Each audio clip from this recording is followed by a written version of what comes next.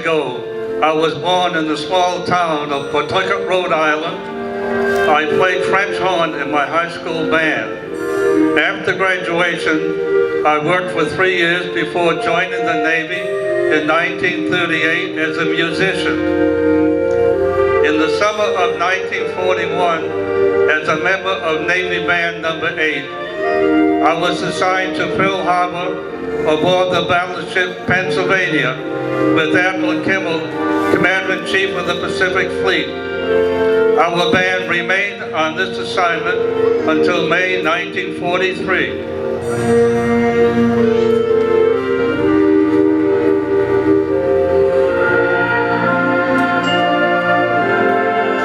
On Saturday night, December 6th, bands from the Pennsylvania, the California, and the Arizona held a dance band contest on the dock. Bragging rights for the winner and great entertainment for the troops and civilians.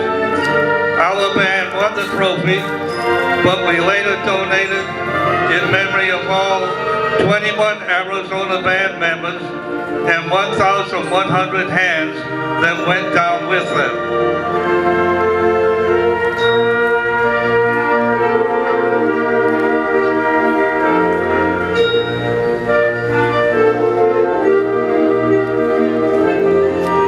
Sunday morning came bright and clear over the horizon. Our ship was in dry dock, and we could see clearly the dozens upon dozens of ships ranging from small barges to the great battleships that line the harbor, which we referred to as Battleship Row.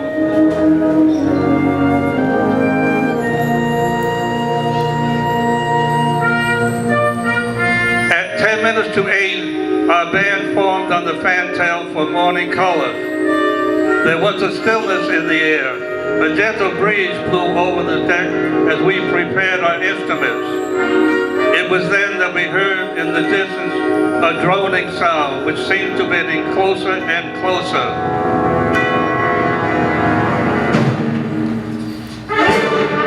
5 minutes later, we were attacked by the Navy and Air Force of the Empire of Japan.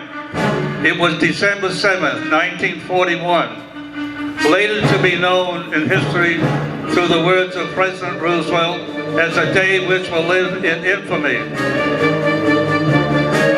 We all looked up and saw the first wave of fighters and torpedo bombers coming out of the sun low over the harbor. I saw the lead plane drop something that hit a hangar on Ford Island and exploded. Then more and more planes arrived, strafing, bombing, and launching torpedoes.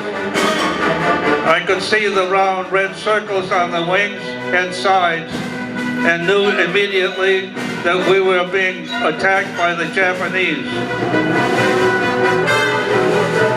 Soon it was chaos, with bombs falling all around us, the rooster tails of torpedoes skimming toward the battleships, fighters strafing the airfields, men yelling in anger or in pain, firing into the air with any weapon available, some even with rifles and .45s. We ran for our battle station as the alarm sounded, General Quarters, no drill.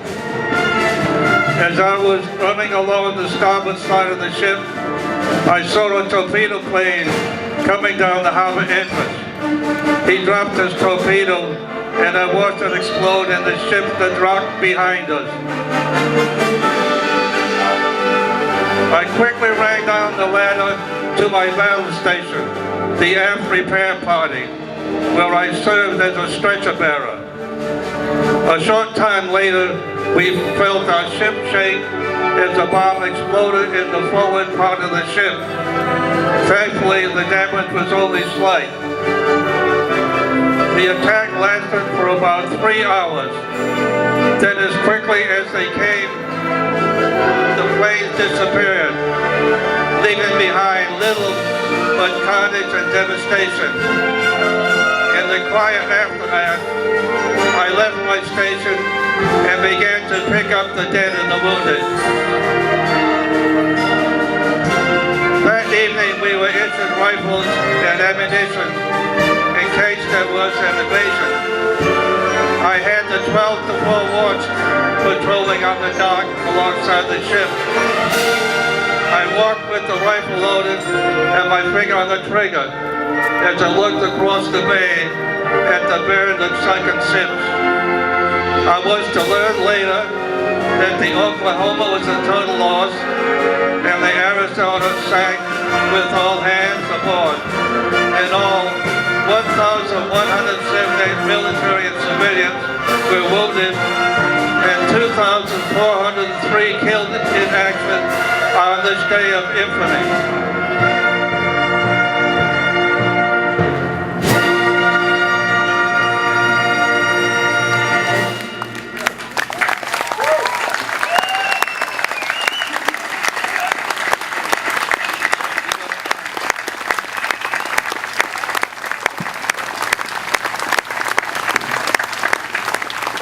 Frank Emond, ladies and gentlemen, the greatest generation.